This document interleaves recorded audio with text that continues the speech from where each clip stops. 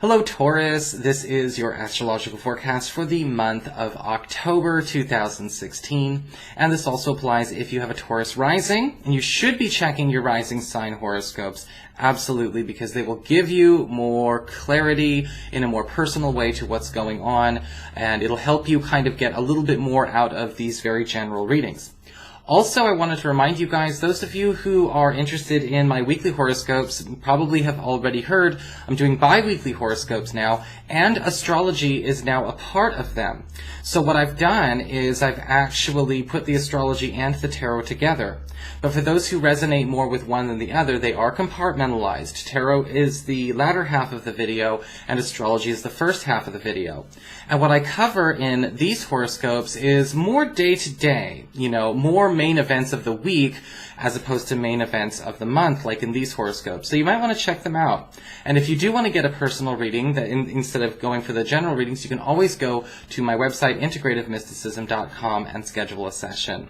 So let's get started here with your session itself. Now, October, just like I told the Aries people, it's going to be very, very easy breezy. Okay, it's a very relaxed, very chill month.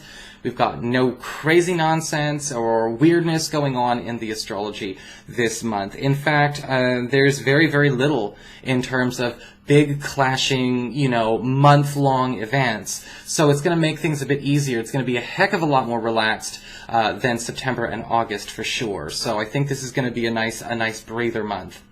We do have some energies left over from September, however, but I think they're working in your favor. We've got Venus, the planet of love, in Scorpio in your 7th house of partnerships up until the 18th of the month. And with Venus in your partnership zone, what's going to be happening here is we're going to be noticing, again, more opportunities for affection in committed relationships and for attracting committed relationships. Dating situations where we're not committed, we're still kind of in that dating honeymoon phase, have an opportunity to become much more serious, more grounded, and more mature during this time. Because I always say in the wisdom of astrology, you've got your 5th house of love and romance, and that's like the honeymoon phase. That's like the first 3 months of dating where you're calling all the time and you're just like, totally infatuated. And then you've got the 7th house, which is more about the committed partnership, where you've got a more multi-dimensional, less focus on, exclusively on one area type of relationship.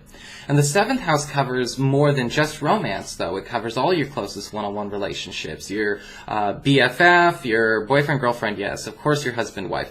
And yes, even your business partner, anyone you have any of those tight financial relationships with.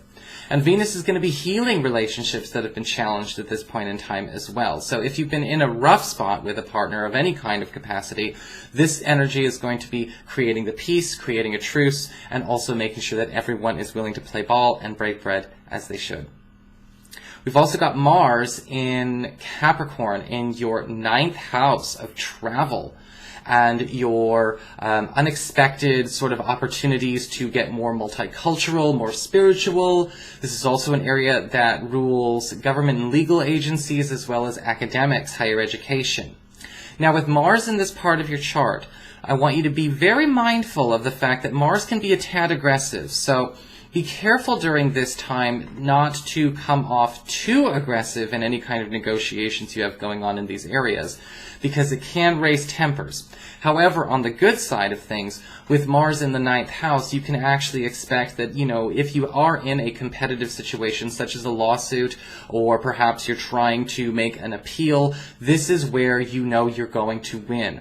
Mars in this part of your chart, again, when we talk about travel opportunities, if you've been trying to find a way to break out, break away, make a move, finally get like something hammered in, something set in stone as far as maybe even a big shift with your travel itinerary, this is the time where you're going to see that happening. This is also excellent for those of you who are in school, who are looking to get into a very competitive program, competitive academic program, or a competitive school itself. You may actually find out that you are pick of the litter, or at least first pick in a lot of cases. On the 7th of the month, we've got Mercury moving into Libra. which is your 6th house of daily work and reputation. And this is going to actually be very nice for you because you're going to be noticing that people are starting to take notice of your productivity at the office and actually trying to incentivize keeping that by offering you new opportunities to promote yourself. Mercury in the 6th house is great for self-promotion as well as for maybe advertising and campaigning for yourself, because it's all about getting you noticed. It's all about boosting your reputation and getting gains from that reputation as well. So from the 7th of the month to about the 24th of the month, you can expect that people are going to be more inclined to listen, but also notice and keep track of you, because they may actually select you for, let's just say, greener pastures or bigger and better places by the end of it all. On the 16th of the month, we have a full moon in Aries, in your 12th house, and this is talking about your past. This is talking about issues that may be unresolved. This is kind of the stuff that's going on the inside.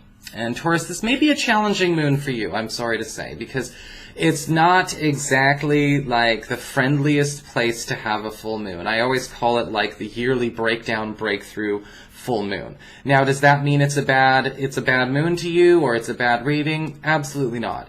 But it is talking about making sure that we do take advantage of an opportunity to clear our attachments to the past, whether it's a past person or past complexes. Emotions may come up between the 16th and the 20th to be processed, to be healed. They could be unpleasant emotions, but the important thing that you need to do is allow yourself to feel this energy so that you can give yourself a clean slate with this situation and let it go. Don't repress it. Don't try and, take some kind of painkiller mantra or affirmation with it. Let these feelings come up and let them pass. And what's going to happen is that with this kind of energy, you're really starting to see breakthroughs, because it's areas that we refuse to deal with that we are going to be made to deal with. But once they're done and gone, they're done and gone for good. On the 18th of the month, we've got Venus moving into Sagittarius, into your 8th house of intimacy and venture capital. Now, again, the 8th house is one of those houses that just doesn't know what it wants to be. And when we have Venus in this part of your chart, it definitely focuses more on the intimacy. So if you've been feeling like perhaps you've been going through a bit of a dry spell, because of, Saturn's presence in your 8th house, or perhaps you've been feeling like it's been really difficult for you and a partner to find time to connect, or maybe you've been having a hard time finding a partner with whom you have that connective chemistry with, Venus here is going to start making some, let's just say, some amendments to that you're really going to enjoy. From the 18th to the end of the month, we're going to be seeing a lot more alone time for the Taurus people, and I think that a lot more intimate activity is also on the horizon for you as well, bringing you a lot closer together, but also bonding you in that way. On the 22nd of the month, we've got the Sun moving into your commitment zone, your 7th house. And this is talking about healing and reparations, and this is talking about healing partnerships. Okay, the 7th house, what did I say earlier? One-on-one relationships, best friend, boyfriend, girlfriend, husband, wife, business partner. So it's talking about reconnecting.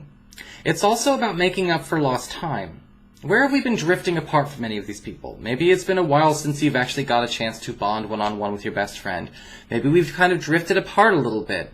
Maybe you've been feeling like you and a business partner aren't in sync so much anymore, or that you and a partner aren't really actually able, maybe you're not feeling comfortable having those kinds of conversations with your partner anymore. This is going to turn that around, because we're working on getting more out of wherever it goes, okay? Because with the Sun, it's actually focusing on the yield, getting more out of this partnership, getting more out of this experience, and bonding more in a way that is beyond the surface level. Okay, now surface does include infatuation, so we are going to be going beneath that, and we're actually working a lot more on how do we bond as humans, how do we make these people family. On the 24th of the month, we do have Mercury going into this same area, and again, we've got more dialogues opening up. okay? But we're also talking about speeding developments up. And the latter half of this month is all about, again, not only playing catch-up with these people, but also spending a lot of our time speaking honestly and openly. If you've been feeling like it's not been easy for you to be understood or to communicate your feelings clearly, maybe you gave up, maybe you didn't feel like you just had the time, maybe you just kind of lost the inclination, Mercury's going to be asking you to actually get on the same page with these folks. And it's going to be helping them get on the same page with you as well. So any kind of issues in these one-on-one relationships, these relationships that should be tight, are going to be forced to be ironed out. Finally, at the end of the month, on the 30th, we do have a new moon in your partnership sector, Scorpio. And this is great for those of you who are looking for new partners, okay? This is going to be all about new romantic opportunities, or at least creating a new opportunity for commitment. This could be somebody brand new for the single ones, or this could be finally that moment where we have an opportunity to start a new era with somebody that we've not necessarily been official with, but we certainly have been dating. But that's up to you, because again, we're getting things out in the open. We're not floundering around in too much ambiguity with these energies. We're finally getting the record straight. So it looks like very, very good energy for the partnership zone for you, Taurus people. Very romantic month. So that is your forecast. I hope you enjoyed it. If you did, please like, share, and subscribe. I appreciate it. And of course, if you'd like to get a session, you can always follow the links below or go to integrativemysticism.com.